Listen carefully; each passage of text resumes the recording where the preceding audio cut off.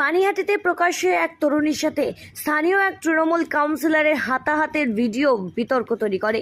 এবার সেই তরুণীকে মিষ্টি খাইয়ে চকলেট দিয়ে মিটমাট করে নিলেন অভিযুক্ত তৃণমূল কাউন্সিলর শ্রাবন্তী রায়।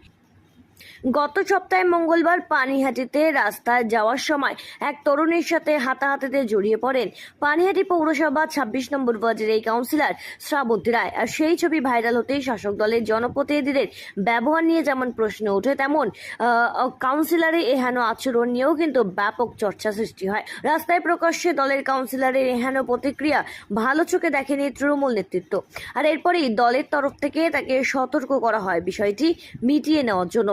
মন্ত্রী চন্দ্রিমা ভট্টাচার্যকে বিষয়টি দেখতে বলেন তৃণমূল সুপ্রিমো মমতা বন্দ্যোপাধ্যায়।